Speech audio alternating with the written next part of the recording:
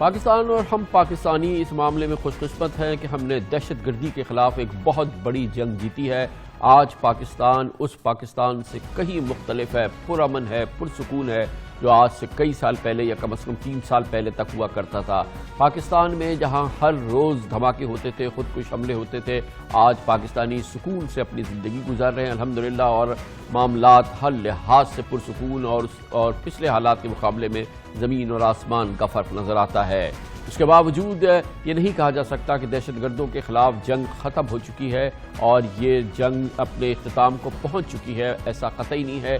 یہ جنگ اب بھی جاری ہے اور پاکستان کے ان علاقوں میں جو کہ دہشت گردوں کے ٹھکانے سمجھے جاتے تھے، پاکستان کی افواج، پاکستان کی انٹیلیجنس ایجنسی، سیکیورٹی فورسز مستعدی سے ایسے دہشت گردوں کی تلاش میں رہتی ہیں جو دوبارہ جڑنے کی کوشش کریں۔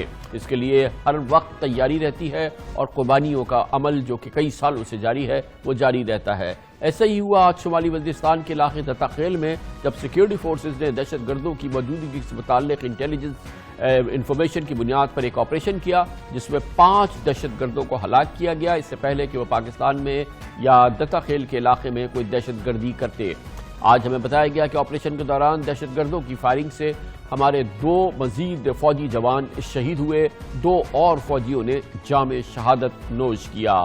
دنیا اب اس حقیقت کو تسلیم کرتی ہے کہ پچھلے 10 سالوں میں پاکستان میں دہشت گردی کے واقعات میں بہت کمی آئی ہے۔ 2009 میں پاکستان نے 2000 دہشت گردی کے واقعات کا سامنا کیا، مگر 2019 میں یہ واقعات محض 250 تھے، یعنی پچھلے 10 سالوں میں پاکستان میں دہشت گردی کے واقعات میں 85% کمی آ چکی ہے، مگر دہشت گردوں کے خلاف جنگ آج بھی جاری ہے اور پاکستانی فوج اس کے لیے مکمل طور پہ تیار رہتی ہے۔ حالیہ سالوں میں دہشت گردی کے خلاف جنگ میں ہماری کامیابیاں باقی دنیا کے لیے ایک مثال ہے۔ یہ ایک بہت لمبی اور مشکل جنگ تھی، لیکن ہمارے بہادر آفیسرز اور جوان چٹان کی طرح ڈٹے رہے، وطن کی خاطر اپنے سینوں پر گولیاں کھائیں، اپنے اعضاء کی قربانی دی اور اپنا کل ہمارے آج کے لیے قربان کر دیا، مگر پاکستان کے دشمنوں کو ان کے ناپاک ارادوں میں کامیاب نہیں ہونے دیا۔ الحمدللہ آج پاکستان میں امن کی بہتر فضا ہے۔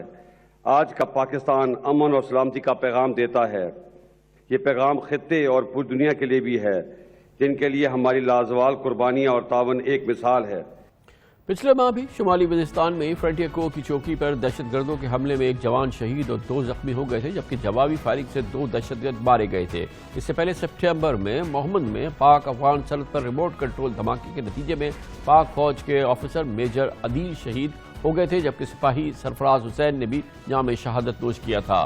پچھلے سال سپٹمبر میں ہی پاک افغان سرحد کے قریب دہشت گردوں کی جانب سے فائرنگ کے دوران واقعات میں پاک فوج کے 4 جوان شہید ہوئے تھے اور 1 شدید زخمی ہوئے تھے، جبکہ جوابی کارروائی میں 2 دہشت گرد مارے گئے تھے۔ گزشتہ سال جولائی میں دہشت گردی کے 2 واقعات میں شمالی وزیرستان اور بلوچستان میں پاک فوج کے دستوں نے 2 مختلف حملوں میں ان دستوں پہ حملے ہوئے تھے، جس میں ہمارے فوجی شہید ہوئے تھے۔ گویا کہ یہ جنگ اس کے پاکستان کے سرحدی علاقوں میں اور ان علاقوں میں جو کہ دور دراز کے علاقے ہیں، وہاں اب بھی اکا دکا واقعات ہوتے ہیں، مگر ہر موقع پہ ہم نے دیکھا ہے کہ دہشت گردوں کو شکست دی جا رہی ہے اور دہشت گردی کو شکست دینے کا یہ عمل مسلسل جاری ہے، اور آج یہ عمل ہم نے دتا خیل میں بھی دیکھا۔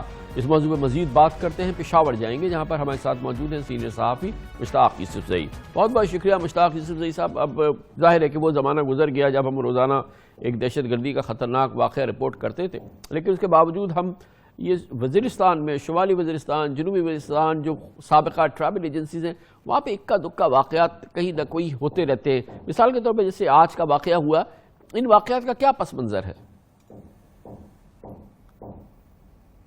جی شکریہ کامران صاحب، آپ نے خوب ایکسپلین کیا اپنے انٹرو میں کہ اب وہ صورتحال نہیں ہے۔ یعنی دیکھیں 15 جون 2014 سے پہلے شمالی وزیرستان پورے پاکستان میں خطرناک جگہ تصور کی جاتی تھی، آج وہ صورتحال نہیں ہے۔ یعنی آپ دیکھیں کہ فوج کو ایک جگہ سے دوسری جگہ جانے کے لیے کرفیو لگانا پڑتا تھا 2014 سے پہلے، اب وہ صورتحال نہیں ہے۔ آج چونکہ پورے وزیرستان میں یہ ضرب عضب ملٹری آپریشن ہو چکا تھا اور تقریباً تمام علاقے کلیئر ہو چکے تھے، اس سے پہلے وہاں پہ دنیا جہاں کے ملیٹنٹس تھے، وہاں پہ عربس تھے، چچن تھے، ازبکس تھے، افغان طالبان تھے، اور پاکستانی طالبان پاکستان کے ہر علاقے سے وہاں پہ جمع ہو چکے تھے.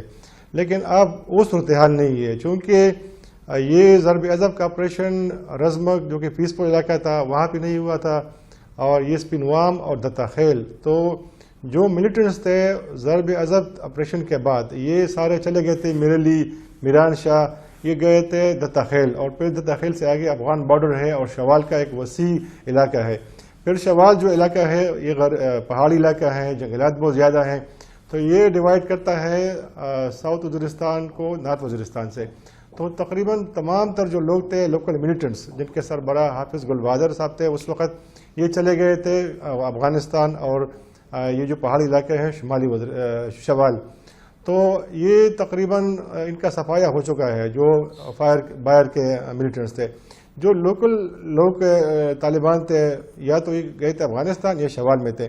اب وہ صورتحال نہیں ہے کہ فوج اور پیراملٹری فرنٹیئر کور کے اوپر حملے ہوتے تھے.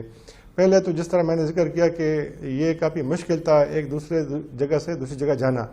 اب چونکہ انٹیلیجنس کی ان کی نیٹ ورک کافی مضبوط ہو چکی ہے، وہاں پولیس ہے، پیراملٹری فرنٹیئر کور ہے، آرمی ہے، تو اب جب یہ لوگ واپس آتے ہیں افغانستان سے یا جنوبی وزیرستان کے شوال کے علاقوں سے دتا خیل آتے ہیں اور وہاں رات گزارتے ہیں تو ان کو اطلاع مل جاتی ہے. اور یہ جو آج کی آپریشن وہاں پہ ہوئی ہے تو وہ بھی انٹیلیجنس بیسڈ آپریشن تھی. جو ہمیں بتایا گیا ہے کہ ایک مکان تھا، وہاں پہ لوگ چھپے ہوئے تھے اور یہ فوج پیراملٹری فرنٹیئر کور کے لوگ وہاں پہ گئے، انہوں نے آپریشن کیا. بہت شکریہ جناب مشتاق یوسف زئی ہمارے ساتھ موجود ہے.